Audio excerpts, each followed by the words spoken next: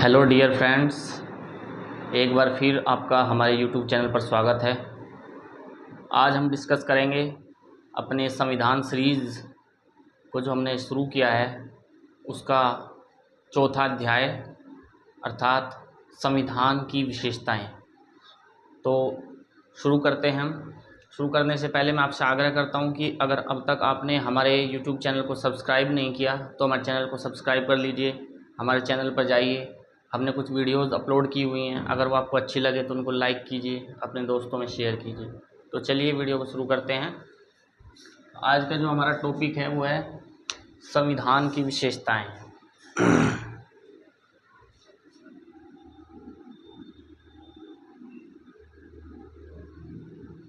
संविधान की मुख्य विशेषताएं।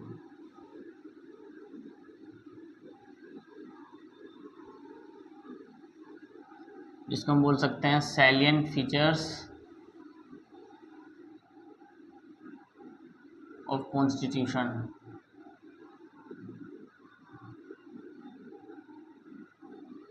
संविधान की कुछ मुख्य विशेषताएं। हमारे संविधान में क्या क्या विशेषताएं हैं, क्या क्या कुछ खास बातें हैं जो इसको अन्य संविधानों से अलग बनाती हैं। तो इसको काफ़ी पार्ट्स में हम डिवाइड करेंगे। तो जैसे कि सबसे पहले हम देखते हैं कि हमारे देश का जो संविधान है वो एक लिखित संविधान है। तो यहाँ पर अगर हम बात करें लिखित संविधान, देखिए दोस्तों, ब्रिटेन का संविधान एक अलिखित संविधान है। जैसे कि मैंने पिछले लेक्चर में आपको बताया भी था कि ब्रिटेन में पुराने रीति रिवाज, परंपराएं और जो न्यायिक निर्णय वहाँ पर जुडिशियल जजमेंट्स दिए जाते हैं उन्हीं को नियम और कानूनों की तरह वहाँ पर लागू किया जाता है और फॉलो किया जाता है। अमेरिका का संविधान लिखित संविधान है, लेकिन अगर भारत के संविधान की बात करें तो विश्व का सबसे बड़ा लिखित संविधान है वो भारत का संविधान है। अब ये सबसे बड़ा क्यों है? आखिर कौन सी ऐसी दशाएं हैं, कौन से ऐसे फैक्टर्स हैं जो इसको विस्तृत संविधान के रूप में वर्णित करते हैं? क्योंकि कुछ लोग जो संविधान सभा में संविधान की आलोचना करते थे उनका एक पक्ष ये भी रहता था कि संविधान काफ़ी बड़ा बनाया गया है, लेकिन उसके भी दोस्तों कुछ पक्ष हैं। देखिए, एक तो हमारे देश में विविधता इतनी ज़्यादा थी और ये पहले से ही है। अलग अलग सभ्यता के, अलग अलग संस्कृति के, अलग अलग धर्मों को मानने वाले, अलग अलग वेशभूषा, पहनावा, भाषा, कुछ भाषाई राज्य भी थे। जैसे आंध्र प्रदेश काफ़ी फेमस था सबसे पहले। तो उन सब संस्कृतियों को एक साथ लाना, एक साथ संगठित करना, एक ही संविधान में शामिल करना आसान कार्य नहीं था।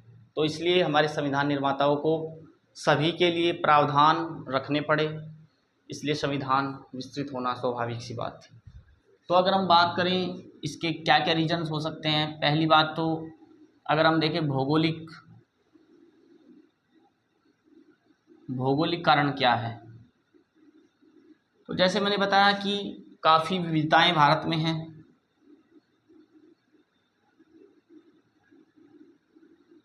इसलिए ऐसा करना पड़ा। अगर हम ऐतिहासिक कारण की बात करें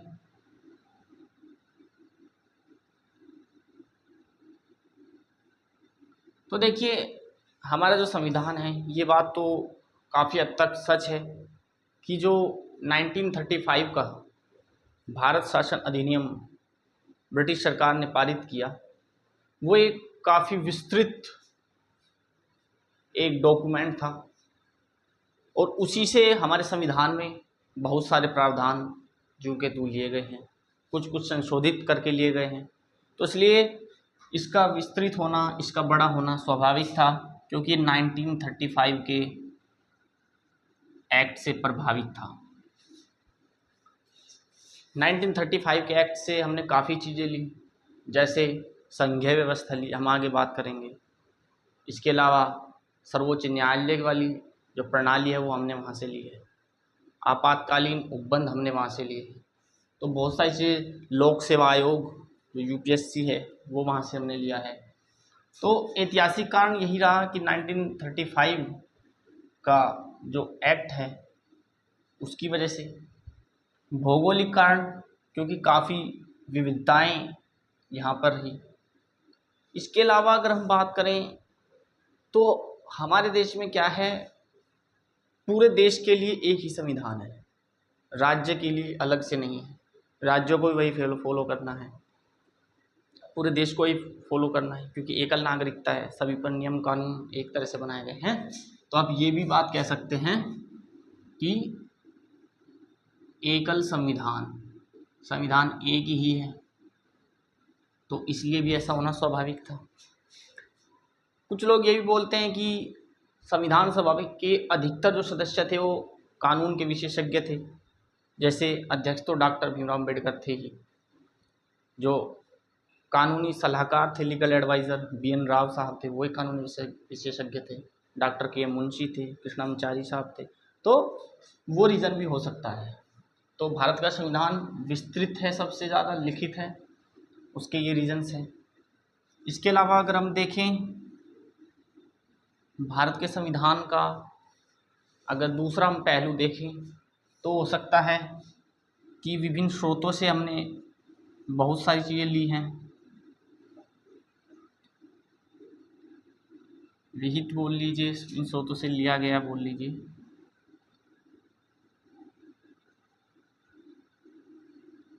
देखिए, हमने अलग अलग देशों का अध्ययन किया। मैंने जैसे कि बताया था आपको, लगभग 60 देशों के संविधान को हमने देखा, समझा, और जो जो भी हमको अच्छा वहाँ पर लगा उसका मूल रूप या फिर संशोधित रूप हमने अपने संविधान में लिया। जैसे कि आपको पता है कि हमने जो संसदीय व्यवस्था है, कार्यपालिका विधायिका की जो प्रवृत्ति है, विधि का शासन है कि कानून सर्वोपरि है, ये हमने ब्रिटेन से लिया है। जो मौलिक अधिकार नागरिकों की अपनी स्वयं की सुरक्षा के लिए हमने संविधान में डाले हैं, वो हमने अमेरिका से लिया है। इसके अलावा भी हम देखेंगे लास्ट में कि किस देश से हमने क्या क्या लिया है। तो विभिन्न स्रोतों से हमने बहुत सारी चीज़ें इसमें ली हैं। अगर हम बात करें, ये कठोर भी है, एक तरह से लचीला भी है।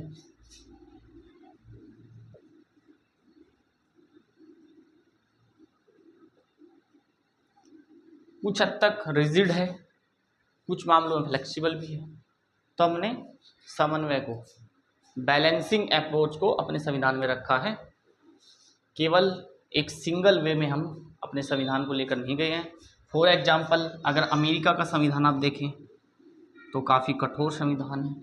ब्रिटेन का संविधान अगर आप देखेंगे तो काफ़ी लचीला है, वहाँ पर कानून आसानी से बदले जा सकते हैं। अमेरिका में बहुत मुश्किल है, जो कानून एक बार एस्टेब्लिश हो गया है उसको बदल पाना, उसको संशोधित कर पाना बहुत कठिन कार्य है।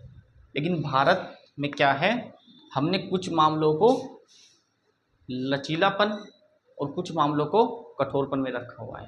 जैसे संविधान संशोधन की प्रक्रिया काफ़ी डिफ़िकल्ट है भारत में, लेकिन जो आम कानून है उनको हम आसानी से संसद में पारित कर सकते हैं और लागू कर सकते हैं। यहाँ पर दो तरीके हम अपनाते हैं। अगर मैं बात करूँ,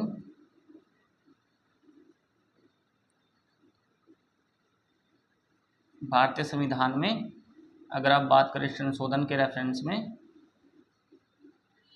पहला कि कुछ कानूनों को हम दोनों सदनों में, लोकसभा और राज्यसभा में उपस्थित सदस्य और मतदान करने वाले कुल सदस्यों का 2/3 बहुमत होना जरूरी है।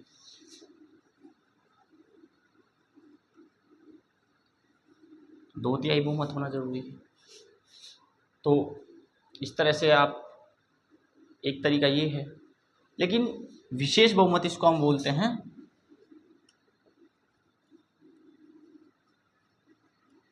लेकिन दूसरा जो तरीका है, जैसे संविधान संशोधन अगर आपको करना है तो वहाँ पर विशेष बहुमत तो होना ही चाहिए, मतलब ये प्रक्रिया तो फॉलो होगी ही।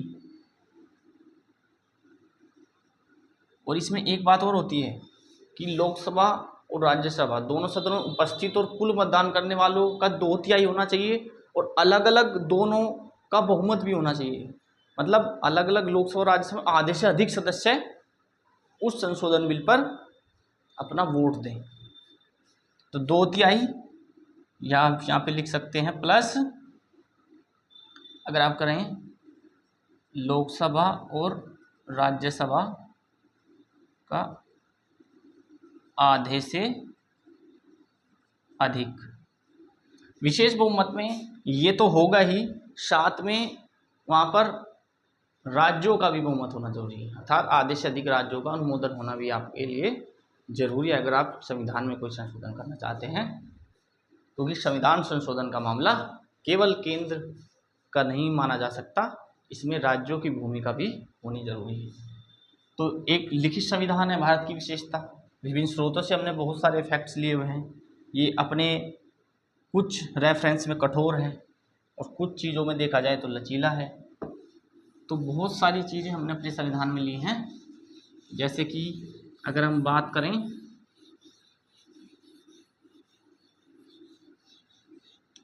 इसके अलावा 3 हमने देख लिए। इसके अलावा अगर हम देखें और क्या हो सकता है, यहाँ पर संघीय प्रणाली फॉलो की जाती है और संघीय भी अगर हम कहें तो इस रूप में है कि एकात्मक की और झुकी संघीय व्यवस्था। और संघीय व्यवस्था को हमने कनाडा से लिया हुआ है, हम लोग डिस्कस करेंगे। तो देखिए जैसे कि ब्रिटेन में क्या है, ब्रिटेन में आपकी एकात्मक व्यवस्था है। अमेरिका में देखें तो संघीय व्यवस्था है। लेकिन हमारे देश में क्या है कि एकात्मक की ओर झुकी हुई है सरकार, लेकिन संघीय व्यवस्था है। जैसे फॉर एग्जाम्पल अगर मैं कहूँ तो हमारे देश में देखिए क्या है, संघीय व्यवस्था के अगर हम गुण की बात करें तो हमारे देश में क्या है, एक शक्तिशाली केंद्र है, सशक्त केंद्र इसको बोल सकते हैं, सशक्त केंद्र है। नहीं सॉरी, ये तो एकात्मक में आएगा, सशक्त केंद्र की बात तो संघीय व्यवस्था में आएगा। जैसे कि 2 सरकार हैं,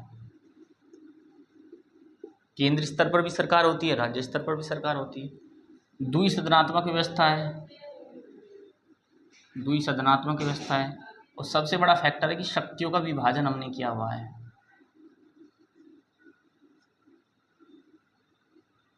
शक्तियों का विभाजन हमने किया हुआ है।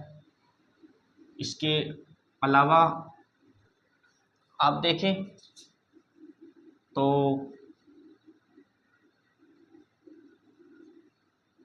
संविधान का लचीलापन कुछ मामलों में ये हो सकता है। तो ये संघीय व्यवस्था के गुण हैं कि 2 सरकारें हमारे यहाँ पे हैं, द्विसदनात्मक व्यवस्था हम फॉलो करते हैं, शक्तियों को हमने बांटा हुआ है। आपने देखा होगा केंद्र सूची, राज्य सूची, समवर्ती सूची। केंद्र सूची पर जो हमारे पास दिए हुए हैं मुद्दे, उन पर सरकार केंद्र की कानून बनाएगी। राज्य सूची के विषयों पर जैसे पुलिस है, उस पर राज्य सरकार कानून बनाएगी। समवर्ती सूची पर राज्य और केंद्र दोनों बना सकते हैं। तो शक्तियों को हमने बांटा हुआ है। संविधान का लचीलापन हो सकता है। एकात्मक गुण क्या है कि हमारे पास, और संघीय व्यवस्था में आप ये भी बोल सकते हो कि सर्वोच्च न्यायालय, हमारे पास सुप्रीम कोर्ट है। अगर किसी मुद्दे पर हमको ऐसा लगता है कि सरकार ने कोई ऐसा कानून पारित कर दिया है जो एकात्मकता की ओर लेके जा रहा है, जो सेंट्रलाइजेशन की ओर, पावर के एकत्रण की ओर लेके जा रहा है, तो वहाँ पर सर्वोच्च न्यायालय अपने न्यायिक क्षेत्र में, अपने न्यायिक क्षेत्र में रहते हुए न्यायिक पुनरावलोकन द्वारा आर्टिकल 13 के तहत किसी भी ऐसे कानून को जो आपके मौलिक अधिकार को हनन कर सकती है, उसको रद्द कर सकती है, उस कानून को, या उसका अल्पीकरण कर सकती है। आपने आर्टिकल 13 पढ़ा होगा। सर्वोच्च न्यायालय है। एकात्मक में जैसे कि एकल नागरिकता है हमारे यहाँ, केंद्र सशक्त है। इसके अलावा देखिए आपातकाल, आपातकाल में आप सबको पता होगा कि सारी शक्तियां केंद्र के पास आ जाती हैं, जैसे 1975 में हुआ था इंदिरा गांधी जी के कार्यकाल में, आपातकाल है। इसके अलावा अगर हम बात करें तो एकीकृत न्यायपालिका, न्यायालय तो है लेकिन वो एकीकृत है। एकीकृत इन द सेंस कि जो सर्वोच्च संस्था है वो सर्वोच्च न्यायालय है, उसके नीचे राज्य सरकार के अंतर्गत अगर देखें तो हाई कोर्ट्स हैं, उसके नीचे अगर आते हैं जिला न्यायालय होते हैं, दीवानी अदालतें होती हैं, फौजदारी न्यायालय होते हैं, वो सब सर्वोच्च न्यायालय के अंडर में ही काम करते हैं। तो ये बात कहीं ना कहीं इसको एकात्मकता की ओर भी ले जाती है। तो ये कुछ फैक्ट्स हैं भारत में जो फेडरल भी बनाते हैं संविधान को, और कुछ जो उसको यूनिटरी बनाते हैं। तो ये हो गया हमारा। इसके अलावा अगर हम बात करें तो हमारे यहाँ पर नागरिकता तो हो ही गया, नहीं नागरिकता अलग से देख लेते हैं। देखिए नागरिकता में क्या है, अमेरिका में दोहरी नागरिकता है।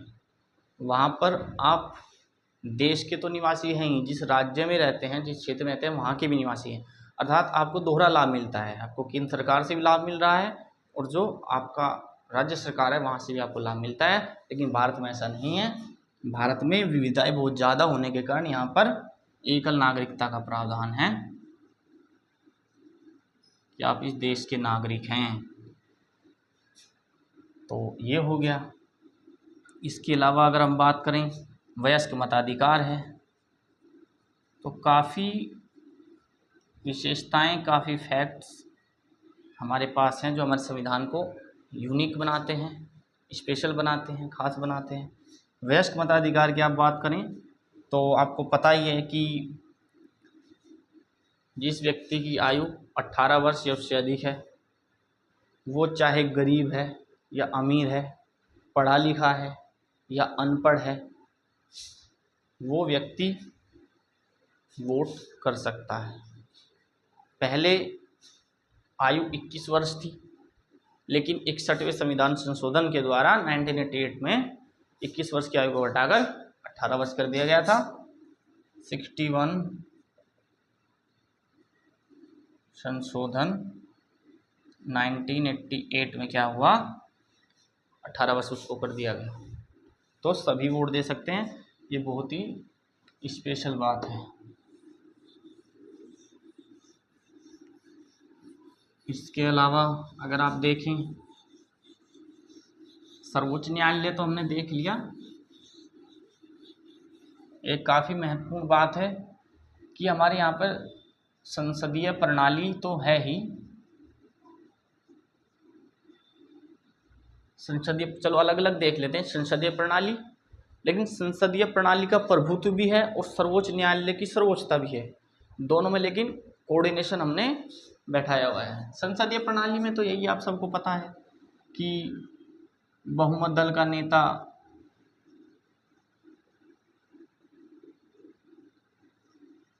सरकार बनाता है, मुखिया प्रधानमंत्री बन जाता है। इसके अलावा द्विसदनात्मक व्यवस्था है, द्विसदनात्मक व्यवस्था है संसदीय प्रणाली में। अगर हम देखें, एक अच्छी बात यहाँ पर ये होती है, निचले सदन का विघटन भी किया जा सकता है। अगर सरकार, निचला सदन मतलब लोकसभा, राज्यों के सेंस से बात करेंगे तो विधानसभा, कि अगर सरकार अपना पूर्ण बहुमत खो देती है तो 5 साल के अंदर भी सरकार गिर जाएगी। जैसे इस बार अगर देखें तो 2024 में गठबंधन की सरकार बनी है, तो गठबंधन की सरकार कभी भी अपना विश्वास खो सकती है। तो बहुमत दल का नेता, द्विसदनात्मक व्यवस्था, निचले सदन का विघटन यहाँ पर हो सकता है। इसके अलावा अगर हम बात करें न्यायालय की सर्वोच्चता,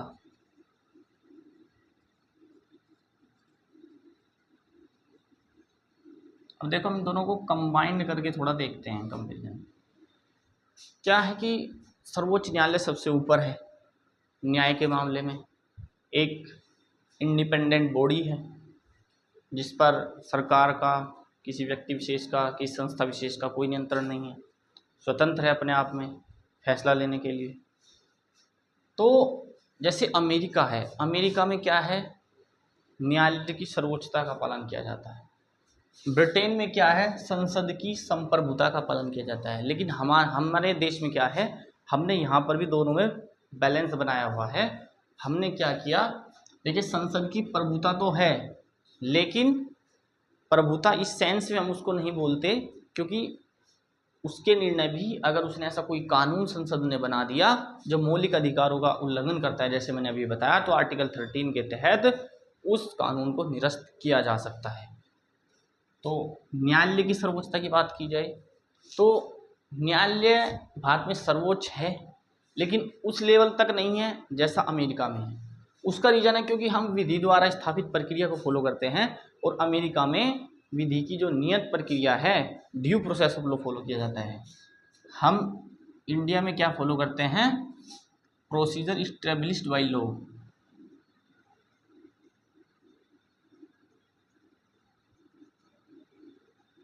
लेकिन जो यूएसए में फॉलो होता है वो होता है ड्यू प्रोसेस ऑफ लॉ।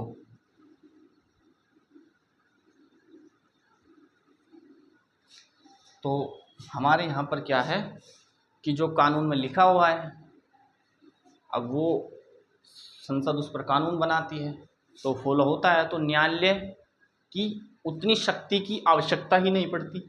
लेकिन अगर हम बात करें अमेरिका में, तो वहाँ पर अभी तो वैसे भारत में भी इस पर काफ़ी जोर दिया जा रहा है कि सर्वोच्च न्यायालय भी बार बार ये बोलता रहा है कि आप संसद को ऐसा कानून बनाएं जो ड्यू प्रोसेस ऑफ लॉ, या सिंपल लैंग्वेज में फेयर एप्लीकेशन ऑफ लॉ। अर्थात जैसे कि मैं एग्जांपल के तौर पर बताऊं, एक व्यक्ति है, उसका किसी से झगड़ा हो गया, और वो व्यक्ति थोड़ा बदमाश किस्म का है। वो किसी को, जिससे उसका झगड़ा हुआ, उससे उसका इतना द्वेष भाव हो गया कि वो उसको मारना चाहता है, और उसने किसी दिन मौका देखकर उस व्यक्ति को गोली मार दी।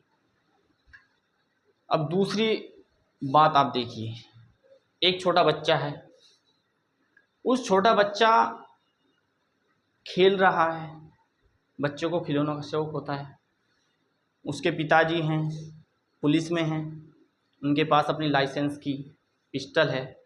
तो एक दिन घर पर गलती से वो पिस्टल बच्चे ने उठा ली, खेलते खेलते, बच्चा तो उसको खिलौना नहीं समझेगा, तो गलती से वो पिस्टल से बच्चे से उसका ट्रिगर दब गया और एक व्यक्ति की मौत हो गई। अब दोनों जो एग्ज़ाम्पल हैं, दोनों एग्ज़ाम्पल में कानून ये कहता है कि आपने किसी की हत्या की है। उस व्यक्ति ने भी, जिसका किसी से झगड़ा हुआ था, जो बदमाश किस्म का व्यक्ति है, उसने भी किसी की हत्या की है, उस बच्चे ने भी किसी की हत्या की है। तो दोनों पर समान कानून लागू होना चाहिए। लेकिन आप बताइए, क्या ऐसा फेयर है करना? क्या ऐसा करना उचित है? आप कहेंगे ये सब बिल्कुल उचित नहीं है, क्योंकि उस बच्चे ने जानबूझकर नहीं किया, उससे गलती से हो गया है। उसको तो ये भी नहीं पता कि ये वास्तव में जो शस्त्र है वो है क्या। तो ऐसी स्थिति में फेयर एप्लीकेशन, जो नेचुरल जस्टिस का सिद्धांत है, वो होना चाहिए। आपने जो कृत्य किया है उसके पीछे की मूल भावना क्या है उस व्यक्ति की। जैसे उस व्यक्ति की मूल भावना थी उसको मारना, तो उसको दंड प्रावधान जो कानून है उसके अनुसार दिया जाएगा। लेकिन उस बच्चे की जो मूल भावना है वो बिल्कुल, उसकी तो कोई मूल भावना है ही नहीं, सच बताए तो वो तो न्यूट्रल है, उसको तो कुछ पता भी नहीं है ये पिस्टल है, इससे क्या होता है, इसका क्या यूज है, उससे तो गलती से हो गया, तो उसकी भावना गलत नहीं थी। तो इस वजह से उस बच्चे को उसी के अनुसार न्याय दिया जाए। इसी को बोलते हैं ड्यू प्रोसेस ऑफ लॉ। आप समझ गए होंगे। तो ये यहाँ पर होता है। इसके अलावा अगर हम देखें, भारत के संविधान में मौलिक अधिकार हैं।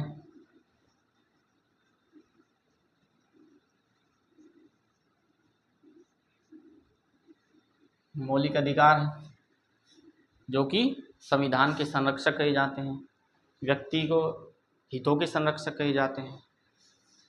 अर्थात आपको हमारा संविधान जो है मौलिक अधिकारों से आपकी सुरक्षा की गारंटी देता है कि आपकी निजता, आपकी स्वतंत्रता, आपके अपने अधिकार जो एक सामान्य जीवन जीने के लिए ज़रूरी हैं, उनका हनन न करे कोई व्यक्ति या संस्था। तो आपको इसमें पता ही होगा कि समानता का अधिकार होता है 14 से 18 में, स्वतंत्रता का अधिकार होता है 19 से 22 में। इसके अलावा अगर हम बात करें शोषण के विरुद्ध आप सुप्रीम कोर्ट जा सकते हैं 23 से 24 में। आप धार्मिक स्वतंत्रता का आपको अधिकार है, आप अपने धर्म विशेष का पालन कर सकते हैं, उसको प्रोफेस कर सकते हैं, प्रोपोगेट कर सकते हैं, उसके लिए आप प्रचार प्रसार भी कर सकते हैं। इसके अलावा अगर हम बात करें जो हमारे पास अल्पसंख्यकों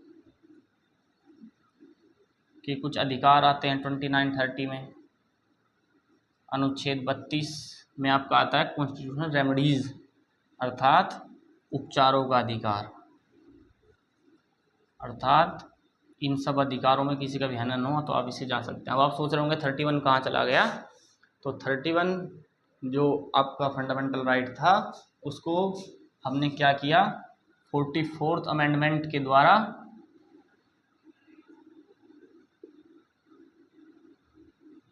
नाइनटीन 1978 में मौलिक अधिकार की सूची से हमने उसको हटा दिया और उसको एक कानूनी अधिकार बना दिया। 300A आर्टिकल में इसका अब जिक्र आता है। तो ये हो गए अच्छे से एक्सप्लेनेशन इनकी। हम जब मौलिक अधिकार पे अलग से बात करेंगे, जब हम मौलिक अधिकार वाले टॉपिक पे बात करेंगे तो हम एक एक अधिकार को पढ़ेंगे कि आर्टिकल 14 में क्या है, 15, 16 इस तरह से अलग अलग क्या है। यहाँ पर हम अभी संविधान की विशेषता देख रहे हैं तो उसमें मौलिक अधिकार ऐसे आते हैं। इसके अलावा अगर हम बात करें मौलिक अधिकार हैं, ये संविधान के भाग 3 में आते हैं। इसके अलावा बात करें नीति निर्देशक तत्व, जिसको मैं लिख लेता हूँ DPSP, नीति निर्देशक तत्व, directive principle of state policy, ये भाग 4 में आते हैं। ये पार्ट 3 में है, ये पार्ट 4 में है। नीति निर्देशक तत्व दिए हुए हैं हमारे संविधान में कि कुछ ऐसे कानून हैं, कुछ ऐसे राइट्स आपको दिए गए हैं जिनके लिए आप अगर हनन हो रहा है तो आप सर्वोच्च न्यायालय जा सकते हैं, और राज्य अगर आपके अधिकारों का हनन कर रहा है तो आप ऐसा कर सकते हैं। लेकिन हमारे संविधान निर्माताओं को क्या लगा कि कुछ चीज़ें ऐसी हैं कि वो एनफोर्सेबल तो नहीं है कोर्ट के द्वारा, कि उनके लिए आप जा नहीं सकते, लेकिन राज्यों को एडवाइस दी जाती है कि वे अपने राज्य को एक कल्याणकारी राज्य बनाने के लिए, वहाँ के लोगों का जीवन बेहतर बनाने के लिए उनको लागू कर सकते हैं। ये राज्यों पर छोड़ दिया गया है, उनको बोलते हैं DPSP। वो एक जिम्मेदारी है एक राज्य की, लेकिन वो बाध्यता नहीं है। तो DPSP होते हैं, पार्ट 4 में आते हैं। जैसे मैं कुछ बता देता हूँ आपको, जैसे कि आपको संविधान में जो नीति निर्देशक तत्व, इनको हिंदी में बोलते हैं, अर्थात कि नीति निर्देशक हैं, आपको नीति निर्माण में इनको एक डायरेक्शन की तरह, एक निर्देशक की तरह आपको इनको फॉलो करना है। जैसे कि इसमें क्या आता है मैं कुछ आपको बता देता हूँ। जैसे कि यहाँ पे 38 जो आपका आर्टिकल है, 38 आर्टिकल में बोला गया है कि राज्य को यह सलाह दी जाती है कि वो कल्याणकारी राज्य का निर्माण करें। कल्याणकारी राज्य कुछ मैं आपको बता देता हूँ इम्पोर्टेंट। 40 में पंचायतों की बात की गई, पंचायतों का गठन। एक 44 आता है, बहुत मेन है, यूनिफॉर्म सिविल कोड, जो आजकल बहुत चर्चाओं में रहता है क्योंकि बहुत सारी सांप्रदायिक जो घटनाएं हैं आए दिन देश में होती रहती हैं, तो उनका एक उपचार है आर्टिकल 44 का। सुप्रीम कोर्ट भी आए दिन चर्चा करती रहती है और संसद को ये निर्देश देती है कि आप जल्द से जल्द यूसीसी के बारे में सोचें और एक पूरे राष्ट्र के लिए सभी समुदाय जिन नियमों को फॉलो करें, इस तरह की कोई यूनिफॉर्म सिविल कोड जो हमारे नीति निर्देशक तो हमको बोलते भी हैं, वो आप बना सकते हैं, उन पर संबंधित कोई भी कानून। तो 44 में ये कहा गया है। 45 में कहा गया है कि जो 6 वर्ष से कम आयु के बच्चे हैं उनके लिए शिक्षा की बात है। 46 में यही शिक्षा की बात अनुसूचित जाति जनजाति के लिए है, SC ST वगैरह के लिए इसमें कही गई बात। इसके अलावा एक आता है आपका 50, बहुत इंपॉर्टेंट है। आर्टिकल 50 में कहा गया है कार्यपालिका को न्यायपालिका से क्या किया था, सेपरेट किया गया था। न्यायपालिका की स्वतंत्रता को वहाँ पर सुरक्षित रखा गया है। 51 में विश्व शांति की बात है। यहाँ पर क्या है, जुडिशरी एंड एग्जीक्यूटिव सेपरेशन, आप इसको बोल सकते हैं। यहाँ 51 में है विश्व शांति की बात। तो इस तरह से DPSP है। अब देख लेते हैं मौलिक कर्तव्य भी हैं।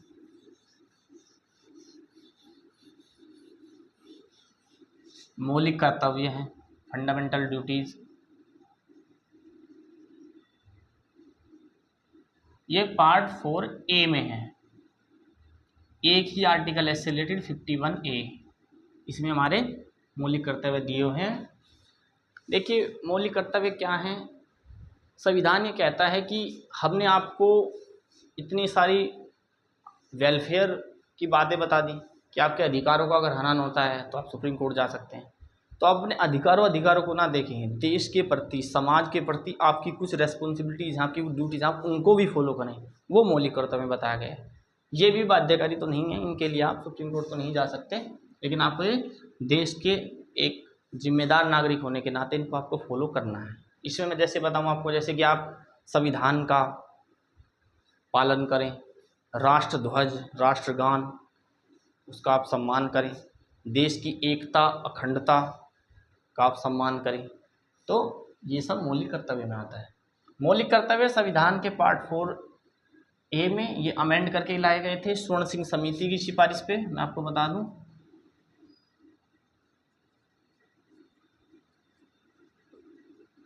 स्वर्ण सिंह समिति 42 जो हमारे पास अमेंडमेंट हुआ था 1976 में, जिसको मिनी कॉन्स्टिट्यूशन बोलते हैं, उसमें मौलिक कर्तव्यों को लाया गया था। तो एक ये हो गया यहाँ पर हमारा फीचर कॉन्स्टिट्यूशन का। और क्या फीचर हो सकते हैं, काफ़ी तो हमने डिस्कस कर ही लिए। मौलिक अधिकार हो गया, मौलिक कर्तव्य हुआ, नीति निर्देशक तत्व हो गया, फेडरल स्ट्रक्चर हो गया। इसके अलावा कुछ स्वतंत्र निकाय बनाए गए हैं, इंडिपेंडेंट बॉडी, वैसे तो डिस्कस कर ही लिया। जैसे भारत के राष्ट्रपति, उपराष्ट्रपति, लोकसभा, विधानसभा आदि के सदस्यों के लिए निर्वाचन आयोग है, इलेक्शन कमीशन है आर्टिकल 324 में। यहाँ पर ये एक स्वतंत्र संस्था है। आर्टिकल 312 में UPSC है, जिसकी आप तैयारी कर रहे हैं। यूनियन पब्लिक सर्विस कमीशन भी एक स्वतंत्र संस्था है, इस सरकार के अधीन कार्य नहीं करती, अपने आप में कार्य करती है।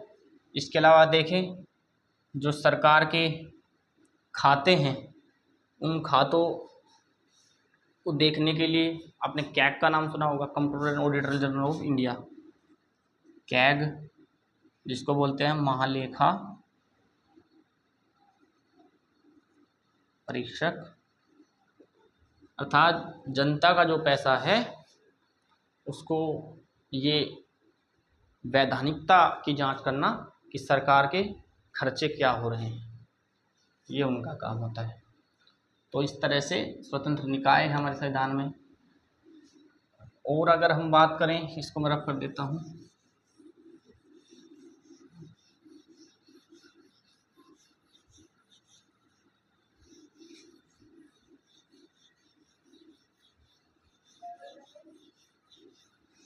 आपातकालीन उपबंध है हमारे पास कुछ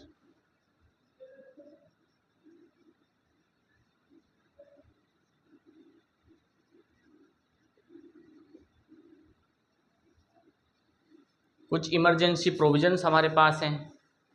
जैसे कि आपने सुना होगा article 352 article 356, article 360, article 365। Generally आपको 3 सुने होंगे, ये भी होता है। अगर आप देखें तो अगर हमारे देश में कोई युद्ध हो रहा है, सशस्त्र विद्रोह हो रहा है, तो उस दशा में देश में आपातकाल घोषित किया जा सकता है। ऐसा हो चुका है 1975 में, और उस समय देश की जो संघीय व्यवस्था है वो एकात्मक बन जाती है, अर्थात सारी जो शक्ति है वो केंद्र के पास आ जाती है। और एक बात और याद रखें, आपातकाल में आपके मूल अधिकारों को भी आपसे छीना जा सकता है, लेकिन आर्टिकल 20 और 21 वहाँ पर भी आपके वैध रहते हैं। इसके अलावा आप देखें 356 में क्या है, राष्ट्रपति शासन। आप सुने होंगे राष्ट्रपति शासन, अर्थात ये किसी राज्य के संदर्भ में अगर कोई राज्य संविधान का पालन करने में फेल पाया जाता है तो वहाँ पर राष्ट्रपति शासन लगाया जा सकता है, अर्थात केंद्र वहाँ पर डायरेक्ट उसको कंट्रोल करेगा। ये फाइनेंस के संबंध में, ये हुआ नहीं है अभी तक वित्तीय आपातकाल।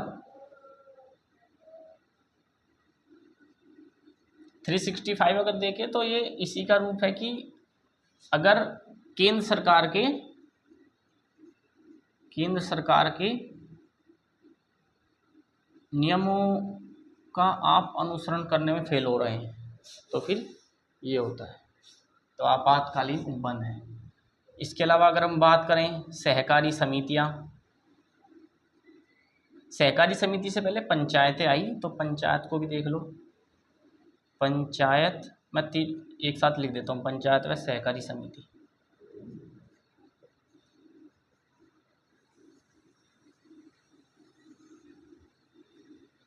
देखिए कुछ लोग कहते हैं कि भारत का जो संविधान बना वो गांधीवाद से थोड़ा दूर है। जैसे मैंने आपको बताया भी था कि गांधी जी और भीमराव अंबेडकर इस मामले में थोड़े से अपोजिट व्यू रखते थे। गांधी जी मानते थे कि जो सपनों का भारत है, हमारे देश के लिए जो सबसे ज़्यादा विकास की ज़रूरत अगर कहीं है वो गांव है। मेरे सपनों का भारत गांव में बसता है, उनका स्टेटमेंट था। लेकिन बी आर अम्बेडकर कहते थे कि भारत के गांव के लोगों की सरकार की अगर देखें जो भूमिका होनी चाहिए उनके लिए वो ज़्यादा है नहीं, क्योंकि वो लोग कम पढ़े लिखे होते हैं, उतना ज्ञान उनको नहीं है, तो इसलिए उनका भी थोड़ा सा अलग था इस मामले में। तो यहाँ पर पंचायतें आई, आपने सुना होगा पंचायत के लिए हमारे पास एक 70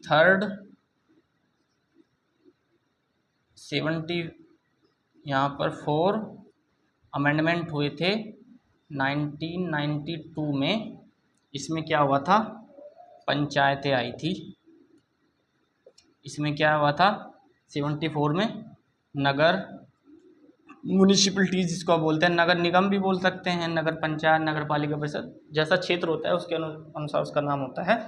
इसमें 11वीं अनुसूची जोड़ी गई, 11th शेड्यूल, इसमें 12th शेड्यूल जोड़ी गई। यहाँ पर भाग 9 जोड़ा गया, इसमें भाग 9A जोड़ा गया, 9A। और अगर हम बात करें सहकारी समिति की, ये 9B भाग जोड़ा गया था।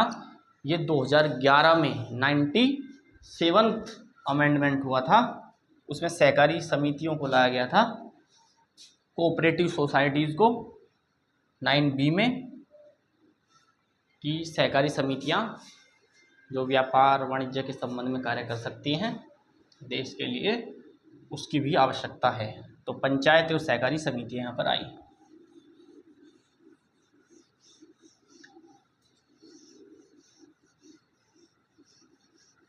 तो हमने लगभग सभी जो मुख्य विशेषताएं भारत के संविधान में निहित हैं, एक धर्मनिरपेक्षता की बात सॉरी हमने अभी तक नहीं की, इसकी बात वो कर लेते हैं।